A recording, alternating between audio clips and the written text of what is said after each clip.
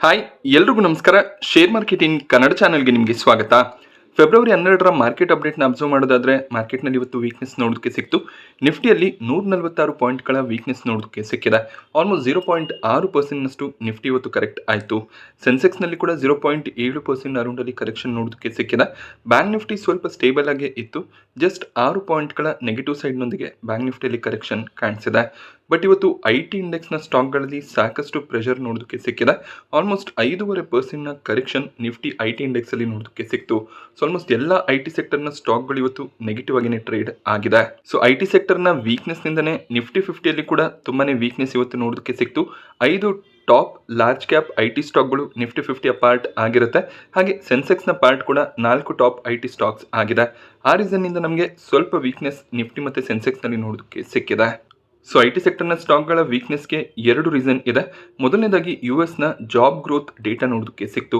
ಜನವರಿ ತಿಂಗಳಲ್ಲಿ unemployment rate fall ಆಗಿದೆ. ಅಂದರೆ ಜಾಬ್ ಕ್ರಿಯೇಷನ್ಸ್ ಇನ್ಕ್ರೀಸ್ ಆಗ್ತಿರೋದು ಕಾಣಿಸ್ತಿದೆ.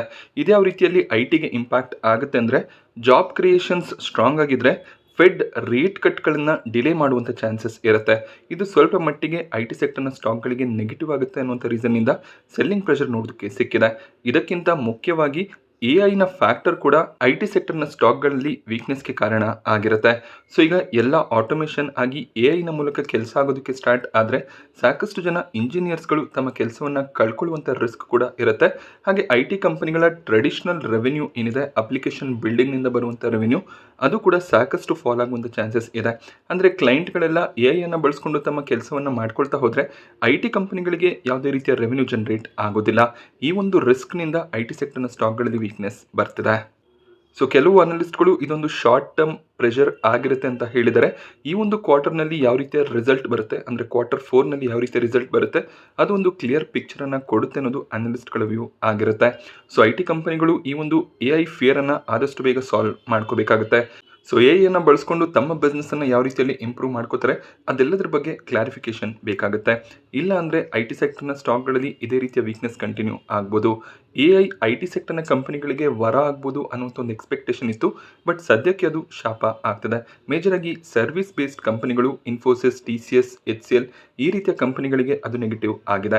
ಬಟ್ ಪ್ರಾಡಕ್ಟ್ ಬೇಸ್ಡ್ ಕಂಪನೀಸ್ ಆಗಿರುವಂಥ ಗೂಗಲ್, ಮೆಟಾ ಈ ಕಂಪನಿಗಳು AIನಿಂದ ಸಾಕಷ್ಟು ಲಾಭವನ್ನು ಮಾಡ್ತಿದ್ದಾರೆ. ಜನವರಿ ತಿಂಗಳ ಇನ್ಫ್ಲೇಷನ್ ಡೇಟಾ ನೋಡೋದಕ್ಕೆ ಸಿಕ್ಕಿದೆ. ಇನ್ಫ್ಲೇಷನ್ಸ್ ಇನ್ಕ್ರೀಸ್ ಆಗ್ತದೆ. ಜನವರಿ ತಿಂಗಳಲ್ಲಿ 2.4% ಇನ್ಫ್ಲೇಷನ್ ಡಿಕ್ಲೇರ್ ಆಗ್ಬೋದು ಅನ್ನೋಂಥ ಒಂದು ಎಕ್ಸ್ಪೆಕ್ಟೇಷನ್ ಇತ್ತು. ಬಟ್ 2.75% ಹಣದುಬ್ಬರ ಡಿಕ್ಲೇರ್ ಆಗಿದೆ. ಸೊ ಡಿಸೆಂಬರ್ ತಿಂಗಳಲ್ಲಿ 1.33% ಇನ್ಫ್ಲೇಷನ್ ಬಂದಿತ್ತು. ನವೆಂಬರ್ ತಿಂಗಳಲ್ಲಿ 0.7% ಇನ್ಫ್ಲೇಷನ್ ಡಿಕ್ಲೇರ್ ಆಗಿತ್ತು. ಅಕ್ಟೋಬರ್ನಲ್ಲಿ 0.25% ಇನ್ಫ್ಲೇಷನ್ ಬಂದಿತ್ತು. ಸೊ ಇನ್ಫ್ಲೇಷನ್ ಇನ್ಕ್ರೀಸ್ ಆಗ್ತದೆ. ಇದು ಸ್ವಲ್ಪ ನೆಗೆಟಿವ್ ನ್ಯೂಸ್ ಆಗಿರುತ್ತೆ. ಹಾಗೆ ಇನ್ಫ್ಲೇಷನ್ ಫಿಗರ್ಸ್ ಏನಿದೆ ಅದರಲ್ಲಿ ಸ್ವಲ್ಪ ಚೇಂಜಸ್ಗಳು ಕೂಡ ಆಗಿದೆ. ಈ ಮುಂಚೆ ಫುಡ್ ಇನ್ಫ್ಲೇಷನ್ 60% ವೆಯ್ಟೇಜನ್ನು ಪಡ್ಕೊಂಡಿತ್ತು. ಅದು ಈಗ 40%ಗೆ ಡ್ರಾಪ್ ಆಗಿದೆ. ನಾನ್ ಫುಡ್ ಕೆಟಗರಿಗಳ ವೆಯ್ಟೇಜ್ 60%ಗೆ ಇನ್ಕ್ರೀಸ್ ಆಗ್ತಿರೋದು ಕಾಣಿಸ್ತಿದೆ. ಸೊ ನಾನ್ ಫುಡ್ ಕೆಟಗರಿಯಲ್ಲಿ ಹೌಸಿಂಗ್, ವಾಟರ್, ಎಲೆಕ್ಟ್ರಿಸಿಟಿ, ಗ್ಯಾಸ್ ಹಾಗೆ ಬೇರೆ ಫ್ಯೂಯಲ್ಗಳ ವೆಯ್ಟೇಜಸ್ ಏನಿತ್ತು ಅದರಲ್ಲಿ ಕೂಡ ಚೇಂಜಸ್ ಬಂದಿದೆ. ಆದ್ದರಿಂದ ಕೂಡ ಸ್ವಲ್ಪ ಮಟ್ಟಿಗೆ ನಮಗೆ ಇನ್ಫ್ಲೇಷನ್ ಇನ್ಕ್ರೀಸ್ ಆದ ರೀತಿಯಲ್ಲಿ ಕಾಣಿಸುತ್ತೆ.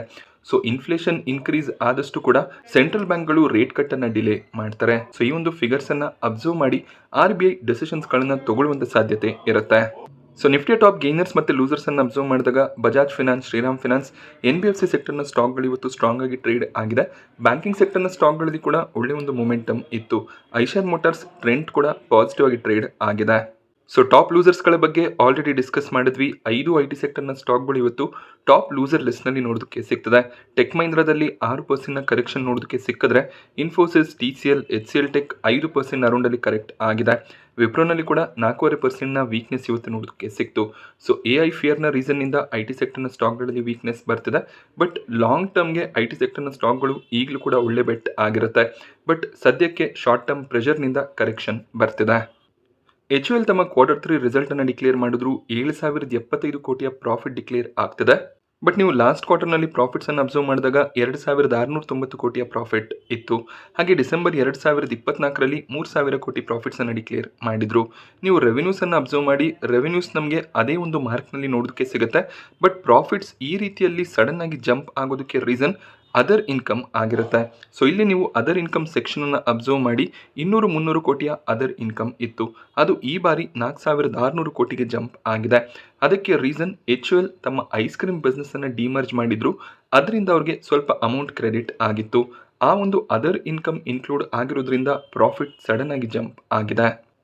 ಸೊ ಈ ಒಂದು 4,600 ಕೋಟಿಯ ಅದರ್ ಇನ್ಕಮ್ ಏನಿದೆ ಅದನ್ನು ನಾವು ಮೈನಸ್ ಮಾಡಿದಾಗ 2,500 ಕೋಟಿ ಅರೌಂಡಲ್ಲಿ ಪ್ರಾಫಿಟ್ಸ್ ನೋಡೋದಕ್ಕೆ ಸಿಗುತ್ತೆ. ಹಾಗೆ ಈ ಬಾರಿ ಲೇಬರ್ ಕೋಡ್ ರಿಲೇಟೆಡ್ ಚೇಂಜಸ್ ಇದ್ದಿದ್ದರಿಂದ ಎಕ್ಸ್ಪೆನ್ಸಸ್ ಕೂಡ ಇನ್ಕ್ರೀಸ್ ಆಗಿದೆ. ಆದ್ದರಿಂದ profits quarter on quarter, year on year fall ಆಗಿದೆ. ಸೊ HULನ ರಿಸಲ್ಟ್ ಮಾರ್ಕೆಟ್ ಅವರ್ಸ್ನಲ್ಲಿ ನೋಡೋದಕ್ಕೆ ಸಿಕ್ತು. ರಿಸಲ್ಟ್ ಬಂದಿದ ತಕ್ಷಣ ಸ್ಟಾಕ್ ಪ್ರೈಸ್ನಲ್ಲಿ ವೀಕ್ನೆಸ್ ನೋಡೋದಕ್ಕೆ ಸಿಕ್ಕಿದೆ. ಸಡನ್ ಆಗಿ ನೀವು ರಿಸಲ್ಟನ್ನು ಅಬ್ಸರ್ವ್ ಮಾಡಿದಾಗ ಪ್ರಾಫಿಟ್ ಮಲ್ಟಿಫೋಲ್ಡ್ ಇನ್ಕ್ರೀಸ್ ಆಗಿದೆ ಅನ್ನೋ ರೀತಿಯಲ್ಲಿ ಕಾಣಿಸುತ್ತೆ. ಬಟ್ ಡೀಟೇಲ್ ಆಗಿ ರಿಸಲ್ಟನ್ನು ಸ್ಟಡಿ ಮಾಡಿದಾಗ ಆ ಒಂದು ಅದರ್ ಇನ್ಕಮ್ ಏನಿದೆ ಅದರಿಂದ ಪ್ರಾಫಿಟ್ ಬೂಸ್ಟ್ ಆಗಿರೋದು ಕಾಣಿಸುತ್ತೆ. ಅಷ್ಟೇನು ಸ್ಟ್ರಾಂಗ್ ರಿಸಲ್ಟ್ HULನ ಕಡೆಯಿಂದ ಬಂದಿಲ್ಲ. GST ಕನ್ಸೆಷನ್ಸ್ ಸಿಕ್ಕಿದ್ರು ಕೂಡ FMCG ಸೆಕ್ಟರ್ನ ಸ್ಟಾಕ್ಗಳು ಅಷ್ಟು ಸ್ಟ್ರಾಂಗ್ ಆಗಿ ರಿಸಲ್ಟ್ಸ್ಗಳನ್ನ ಡಿಕ್ಲೇರ್ ಮಾಡ್ತಿಲ್ಲ. ಎಸ್ಪೆಷಲಿ ಕಳೆದ 2-3 ಕ್ವಾರ್ಟರ್ಗಳಿಂದ HUL ಸ್ವಲ್ಪ ಮಟ್ಟಿಗೆ ಡಿಸಪಾಯಿಂಟ್ಮೆಂಟನ್ನು ಮಾಡ್ತಿದೆ. PSU ಸೆಕ್ಟರ್ನ ಡಿಫೆನ್ಸ್ ಕಂಪನಿ HAL ಕೂಡ ತಮ್ಮ ರಿಸಲ್ಟ್ಸನ್ನು ಡಿಕ್ಲೇರ್ ಮಾಡಿದರೆ ಇವರ profits year on year 30% increase ಆಗಿದೆ. ಹಾಗೆ ಕಂಪನಿ 35 ರೂಪಾಯಿಯ ಇಂಟ್ರೀಮ್ ಡಿವಿಡೆಂಡನ್ನು ಕೂಡ ಅನೌನ್ಸ್ ಮಾಡಿದ್ದಾರೆ. ರೆವೆನ್ಯೂಸ್ ಕೂಡ 11% ಅರೌಂಡಲ್ಲಿ ಇನ್ಕ್ರೀಸ್ ಆಗ್ತಿರೋದು ಕಾಣಿಸ್ತಿದೆ. HALನ ರಿಸಲ್ಟ್ ಕೂಡ ಮಾರ್ಕೆಟ್ ಅವರ್ಸ್ನಲ್ಲಿ ನೋಡೋದಕ್ಕೆ ಸಿಕ್ತು. ರಿಸಲ್ಟ್ ಬಂದಿದ ತಕ್ಷಣ ಸ್ಟಾಕ್ ಪ್ರೈಸ್ನಲ್ಲಿ ಸಡನ್ ಸ್ಪೈಕ್ ಕೂಡ ನೋಡೋದಕ್ಕೆ ಸಿಕ್ಕಿದೆ. ರೀಸೆಂಟಾಗಿ ಗೌರ್ಮೆಂಟ್ನ ಪ್ರಾಜೆಕ್ಟ್ ಕ್ಯಾನ್ಸಲ್ ಆಗ್ಬೋದು ಅನ್ನುವಂಥ ನ್ಯೂಸ್ನಿಂದ ಸ್ಟಾಕ್ ತುಂಬಾ ಕರೆಕ್ಟ್ ಆಗಿತ್ತು. ಬಟ್ ಈ ಒಂದು ಕ್ವಾರ್ಟರ್ನಲ್ಲಿ ಒಳ್ಳೆ ರಿಸಲ್ಟ್ ಬಂದಿರೋದ್ರಿಂದ ಸ್ವಲ್ಪ ಮಟ್ಟಿಗೆ ರಿಕವರಿ ಸ್ಟಾಕ್ ಪ್ರೈಸ್ನಲ್ಲಿ ನೋಡೋದಕ್ಕೆ ಸಿಕ್ಕಿದೆ. ಹಾಗೆ ಸೆಂಟ್ರಲ್ ಗೌರ್ಮೆಂಟ್ 114 ರಫೇಲ್ ಜೆಟ್ಗಳನ್ನು ಪರ್ಚೇಸ್ ಮಾಡೋದಕ್ಕೆ 3.25 ಲಕ್ಷ ಕಾಂಟ್ರಾಕ್ಟ್ಗೆ ಅಪ್ರೂವಲನ್ನು ಕೊಟ್ಟಿದ್ದಾರೆ. ಸೊ ಭಾರತ ಫ್ರಾನ್ಸ್ನಿಂದ ಇನ್ನೂ 114 ರಫೇಲ್ ಜೆಟ್ಗಳನ್ನು ಪರ್ಚೇಸ್ ಮಾಡ್ತಾರೆ. ಇದು ಭಾರತದ ಡಿಫೆನ್ಸನ್ನು ಸ್ಟ್ರೆಂಥೆನ್ ಮಾಡೋದಕ್ಕೆ ಒಂದು ಉಪಾಯ ಆಗಿರುತ್ತೆ. ಸೊ ರಫೇಲ್ ಜೆಟ್ಗಳು ಭಾರತದ ಏರ್ ಸ್ಟ್ರೈಕ್ಗಳಲ್ಲಿ ಸಾಕಷ್ಟು ದೊಡ್ಡ ಪಾತ್ರವನ್ನು ಪ್ಲೇ ಮಾಡಿದೆ. ಆದ್ದರಿಂದ ಇನ್ನೂ ಹೆಚ್ಚಿನ ರಫೇಲ್ ಜೆಟ್ಸ್ಗಳನ್ನು ಭಾರತ ಪರ್ಚೇಸ್ ಮಾಡ್ತಿದೆ. ಸೊ ಈ ಒಂದು ರಫೇಲ್ ಜೆಟ್ಸ್ ಫ್ರಾನ್ಸ್ನಿಂದ ಬರುತ್ತೆ. ಭಾರತದ ಕಂಪನಿಗಳಿಗೆ ಇದರಿಂದ ಅಡ್ವಾಂಟೇಜ್ ಇಲ್ಲ ಅನ್ನುವಂಥ ನ್ಯೂಸ್ ಕೂಡ ಇದೆ. ಬಟ್ ಇಲ್ಲಿ ಫ್ರಾನ್ಸ್ ಈ ರಫೇಲ್ ಜೆಟ್ಗಳನ್ನು ಮ್ಯಾನುಫ್ಯಾಕ್ಚರ್ ಮಾಡೋದಕ್ಕೆ ಏನು ಟೆಕ್ನಾಲಜಿಯ ಬಳಕೆ ಆಗುತ್ತೆ ಅದನ್ನು ಕೂಡ ಭಾರತದ ಜೊತೆಯಲ್ಲಿ ಶೇರ್ ಮಾಡ್ಬೋದು ಅನ್ನುವಂಥ ರಿಪೋರ್ಟ್ಸ್ ಇದೆ. ಆ ರೀತಿಯಲ್ಲಿ ಏನಾದರೂ ಟೆಕ್ನಾಲಜಿ ನಮಗೆ ಸಿಕ್ಕಿದ್ರೆ ಭಾರತದ ಏರ್ಕ್ರಾಫ್ಟ್ ಮ್ಯಾನುಫ್ಯಾಕ್ಚರರ್ ಕಂಪನಿಗಳಿಗೆ ಅಡ್ವಾಂಟೇಜ್ ಆಗುತ್ತೆ. ಅವರು ರಫೇಲ್ನ ರೀತಿಯ ಪ್ರಾಡಕ್ಟ್ಸ್ಗಳನ್ನು ಮ್ಯಾನುಫ್ಯಾಕ್ಚರ್ ಮಾಡ್ಬೋದು. ಇದನ್ನು ನಾವು ಸಣ್ಣ ಸಣ್ಣ ದೇಶಗಳಿಗೆ ಎಕ್ಸ್ಪೋರ್ಟ್ ಮಾಡಿ ಅಲ್ಲಿಂದ ರೆವೆನ್ಯೂ ಜನರೇಷನನ್ನು ಮಾಡ್ಬೋದಾಗುತ್ತೆ. ಇದು ಲಾಂಗ್ ಟರ್ಮ್ ಪ್ಲ್ಯಾನ್ ಆಗಿರುತ್ತೆ. ಸೊ ಇದು HALಗೆ ಎಲ್ಲೋ ಒಂದು ಕಡೆ ಪಾಸಿಟಿವ್ ಆಗುವಂಥ ಚಾನ್ಸಸ್ ಇದೆ. ಬಟ್ ಅದಕ್ಕೆ ಫ್ರಾನ್ಸ್ ಟೆಕ್ನಾಲಜಿ ಡೀಟೇಲ್ಸನ್ನು ಶೇರ್ ಮಾಡಬೇಕಾಗುತ್ತೆ. ಸೀಗಲ್ನ ಸಬ್ಸಿಡರಿ ಕಂಪನಿ ಸೀಗಲ್ ಇನ್ಫ್ರಾಗೆ 2,160 ಕೋಟಿಯ ಕಾಂಟ್ರಾಕ್ಟ್ ಸಿಕ್ಕಿದೆ. ಬಿಹಾರ್ನಲ್ಲಿ ನ್ಯಾಷನಲ್ ಹೈವೇ ಕನ್ಸ್ಟ್ರಕ್ಷನ್ಗೆ ಆರ್ಡರ್ನ ಕಂಪನಿ ಪಡ್ಕೊಂಡಿದ್ದಾರೆ. ರೀಸೆಂಟಾಗಿ ಕೂಡ ಒಂದು ದೊಡ್ಡ ಆರ್ಡರ್ ಕಂಪನಿಗೆ ಸಿಕ್ಕಿತ್ತು. ಇದು 2ನೇ ದೊಡ್ಡ ಆರ್ಡರ್ ಆಗಿರುತ್ತೆ. ಈ ಒಂದು ನ್ಯೂಸ್ನಿಂದ ಸೀಗಲ್ ಇಂಡಿಯಾ ಸ್ಟಾಕ್ ಪ್ರೈಸ್ನಲ್ಲಿ ಬೆಳಿಗ್ಗೆ ಒಳ್ಳೆ ಒಂದು ಮೊಮೆಂಟಮ್ ಇತ್ತು. 1% ಅರೌಂಡಲ್ಲಿ ಗೇನ್ನೊಂದಿಗೆ ಸ್ಟಾಕ್ ಕ್ಲೋಸಿಂಗನ್ನು ಕೊಟ್ಟಿದೆ. So back to back orders ಖಂಡಿತವಾಗ್ಲೂ ಲಾಂಗ್ ಟರ್ಮ್ನಲ್ಲಿ ಪಾಸಿಟಿವ್ ಆಗಿರುತ್ತೆ. LG ಎಲೆಕ್ಟ್ರಾನಿಕ್ಸ್ ಇಂಡಿಯಾ ನಿನ್ನೆ ತಮ್ಮ Q3 ರಿಸಲ್ಟನ್ನು ಡಿಕ್ಲೇರ್ ಮಾಡಿದ್ರು. ಪ್ರಾಫಿಟ್ನಲ್ಲಿ ಫಾಲ್ ನೋಡೋದಕ್ಕೆ ಸಿಕ್ಕಿತ್ತು. ಲಾಸ್ಟ್ ಕ್ವಾರ್ಟರ್ನಲ್ಲಿ ಕೂಡ ಕಂಪನಿ ಅಷ್ಟೇನು ಸ್ಟ್ರಾಂಗ್ ಪರ್ಫಾರ್ಮೆನ್ಸನ್ನು ಕೊಟ್ಟಿರಲಿಲ್ಲ. ಸೊ ಮಾರ್ಕೆಟ್ನಲ್ಲಿ ಲಿಸ್ಟ್ ಆದಮೇಲೆ ಪರ್ಫಾರ್ಮೆನ್ಸ್ ಸ್ವಲ್ಪ ಡ್ರಾಪ್ ಆಗ್ತಿರೋದು ಕಾಣಿಸ್ತಿದೆ. ಇದು ಸ್ವಲ್ಪ ಮಟ್ಟಿಗೆ ಕನ್ಸರ್ನಿಂಗ್ ಸೈನ್ ಆಗಿರುತ್ತೆ. ಹಾಗೆ ಸ್ಟಾಕ್ ಪ್ರೈಸ್ನಲ್ಲಿ ಕೂಡ ಸಾಕಷ್ಟು ವೀಕ್ನೆಸ್ ಬಂದಿದೆ. ನೆಟ್ವೆಬ್ ಟೆಕ್ನಾಲಜಿ ಸ್ಟಾಕ್ ಪ್ರೈಸ್ನಲ್ಲಿ ಇವತ್ತು ಸಾಕಷ್ಟು ವೀಕ್ನೆಸ್ ಬೆಳಗ್ಗೆ ನೋಡೋದಕ್ಕೆ ಸಿಕ್ತು. ಬಟ್ ಅದಾದಮೇಲೆ ಸ್ಟಾಕ್ ಸ್ವಲ್ಪ ಮಟ್ಟಿಗೆ ರಿಕವರ್ ಆಗಿದೆ. ಇದಕ್ಕೆ ರೀಸನ್ ಪ್ರಮೋಟರ್ಸ್ಗಳು ಸ್ಟೇಕ್ ಸೇಲನ್ನು ಮಾಡಿದ್ದಾರೆ. ಸೊ 3027ರ ಪ್ರೈಸ್ನಲ್ಲಿ ಈ ಒಂದು ಸ್ಟೇಕ್ ಸೇಲ್ ಬಂದಿದೆ. ಸೊ ಪ್ರಮೋಟರ್ಸ್ ಸ್ಟೇಕ್ ಸೇಲನ್ನು ಮಾಡೋದು ಅಷ್ಟು ಪಾಸಿಟಿವ್ ಸೈನ್ ಆಗಿರೋದಿಲ್ಲ. ಸ್ಟಾಕ್ ಸ್ಟ್ರಾಂಗ್ ಪರ್ಫಾರ್ಮೆನ್ಸನ್ನು ಕೊಡ್ತಿದೆ. ಫ್ಯೂಚರ್ ಓರಿಯೆಂಟೆಡ್ ಕಂಪನಿ ಕೂಡ ಆಗಿರುತ್ತೆ. ಈ ಲೆವೆಲ್ಗಳಲ್ಲಿ ಪ್ರಮೋಟರ್ಸ್ಗಳು ಸ್ಟೇಕನ್ನು ಸೆಲ್ ಮಾಡಿದ್ರೆ ಅದು ಸ್ಟಾಕ್ನ ಮೇಲೆ ನೆಗೆಟಿವ್ ಇಂಪ್ಯಾಕ್ಟನ್ನು ಹಾಕುತ್ತೆ. ಬಟ್ ಒಳ್ಳೆ ಒಂದು ರಿಕವರಿ ಸ್ಟಾಕ್ ಪ್ರೈಸ್ನಲ್ಲಿ ಬಂದಿರೋದು ಪಾಸಿಟಿವ್ ಸೈನೇ ಆಗಿರುತ್ತೆ. ಸೊ ಪ್ರಮೋಟರ್ಸ್ ಆಲ್ಮೋಸ್ಟ್ 4% ಈಕ್ವಿಟಿಯನ್ನು ಈ ಒಂದು ಬ್ಲಾಕ್ ಡೀಲ್ನಲ್ಲಿ ಸೆಲ್ ಮಾಡಿದ್ದಾರೆ. ಸೊ 682 ಕೋಟಿ ಅಮೌಂಟ್ನ ಶೇರ್ಸ್ಗಳು ಸೆಲ್ ಆಗಿದೆ. IPOಗಳ ವಿಚಾರಕ್ಕೆ ಬಂದಾಗ ಪ್ರಾಕ್ಟಲ್ ಅನಾಲಿಟಿಕ್ಸ್ನ IPO ನಿನ್ನೆ ಸಬ್ಸ್ಕ್ರಿಪ್ಷನ್ನ ಎಂಡ್ ಮಾಡಿತ್ತು. ಈ ಒಂದು IPOನಲ್ಲಿ ಗ್ರೇ ಮಾರ್ಕೆಟ್ ಪ್ರೀಮಿಯಂ ಸಾಕಷ್ಟು ಫಾಲ್ ಆಗಿದೆ. ಈಗ 0 ಆಗಿದೆ. ನಿನ್ನೆ QIBಸ್ಗಳು ಒಳ್ಳೆ ಒಂದು ಸಬ್ಸ್ಕ್ರಿಪ್ಷನನ್ನು ಮಾಡ್ಕೊಂಡಿದ್ದರಿಂದ IPO ಕಂಪ್ಲೀಟ್ ಆಗಿ ಸಬ್ಸ್ಕ್ರೈಬ್ ಆಗಿತ್ತು. HNI ರಿಟೇಲ್ ಕ್ಯಾಟಗರಿಯಲ್ಲಿ ಅಷ್ಟೊಳ್ಳೆ ಸಬ್ಸ್ಕ್ರಿಪ್ಷನ್ಸ್ ಬಂದಿರಲಿಲ್ಲ. ಈ ಒಂದು IPOನಲ್ಲಿ ಒಂದು ಫ್ಲಾಟ್ ಲಿಸ್ಟಿಂಗ್ನ ಎಕ್ಸ್ಪೆಕ್ಟೇಷನನ್ನು ಇಟ್ಕೋಬೇಕಾಗುತ್ತೆ. ಸೋಮವಾರ ಈ ಒಂದು IPO ಮಾರ್ಕೆಟ್ನಲ್ಲಿ ಲಿಸ್ಟ್ ಆಗುತ್ತೆ. ಹಾಗೆ ಫಿನಾನ್ಷಿಯಲ್ಸ್ನಲ್ಲಿ ಗ್ರೇ ಮಾರ್ಕೆಟ್ ಪ್ರೀಮಿಯಂ ಸ್ವಲ್ಪ ಮಟ್ಟಿಗೆ ಈಗ ಕಾಣಿಸ್ತದೆ. ಬಟ್ ಸ್ಟಿಲ್ ಕೇವಲ 35 ಪೈಸೆಯ ಪ್ರೀಮಿಯಂ ಆಗಿರುತ್ತೆ. ಇಲ್ಲೂ ಕೂಡ ಅಷ್ಟೇ ಯಾವುದೇ ಒಂದು ಕೆಟಗರಿಯಲ್ಲಿ ಅಷ್ಟೇನು ಸ್ಟ್ರಾಂಗ್ ಸಬ್ಸ್ಕ್ರಿಪ್ಷನ್ಸ್ ಬಂದಿರಲಿಲ್ಲ. ಕೇವಲ ಒಂದು ಟೈಮ್ನಷ್ಟು ಮಾತ್ರ IPO ಸಬ್ಸ್ಕ್ರೈಬ್ ಆಗಿತ್ತು. ಹಾಗೆ ಈ ಎರಡೂ IPOಗಳಲ್ಲಿ ಯಾರೆಲ್ಲ ರಿಟೇಲ್ ಕೆಟಗರಿಯಲ್ಲಿ ಅಪ್ಲಿಕೇಶನ್ಸನ್ನು ಹಾಕಿದ್ರೆ ನಿಮಗೆ ಖಂಡಿತವಾಗ್ಲೂ ಅಲಾಟ್ಮೆಂಟ್ ಸಿಗುತ್ತೆ. ಹಾಗೆ ಈ IPOಸ್ಗಳು ಫ್ಲಾಟ್ ಆಗಿ ಲಿಸ್ಟ್ ಆಗುವಂಥ ಚಾನ್ಸಸ್ ಇರುತ್ತೆ. ಅಕಸ್ಮಾತ್ ಮಾರ್ಕೆಟ್ ಪಾಸಿಟಿವ್ ಆಗಿ ಇದ್ದರೆ ಸ್ವಲ್ಪ ಮಟ್ಟಿಗೆ ಪಾಸಿಟಿವ್ ಗೇನ್ನ ಎಕ್ಸ್ಪೆಕ್ಟೇಷನ್ ಇರುತ್ತೆ. ಮಾರ್ಕೆಟ್ ವೀಕ್ ಆಯಿತು ಅಂದರೆ ಒಂದು ನೆಗೆಟಿವ್ ಲಿಸ್ಟಿಂಗ್ನ ಚಾನ್ಸಸ್ ಕೂಡ ಇರುತ್ತೆ. ಸೊ ನಾನಿವತ್ತು ನಿಮಗೆ ಮಾರ್ಕೆಟ್ನ ಬಗ್ಗೆ ಪ್ರೊವೈಡ್ ಮಾಡಿದಂಥ ಇನ್ಫಾರ್ಮೇಷನ್ ಇಷ್ಟ ಆದರೆ ವೀಡಿಯೋನ ಲೈಕ್ ಮಾಡಿ. ಹಾಗೆ ಇದೇ ರೀತಿಯ ಮಾರ್ಕೆಟ್ ಅಪ್ಡೇಟ್ಸ್ಗಳಿಗೋಸ್ಕರ ಚಾನಲ್ನ ಸಬ್ಸ್ಕ್ರೈಬ್ ಮಾಡ್ಕೊಳ್ಳಿ. Thank you friends.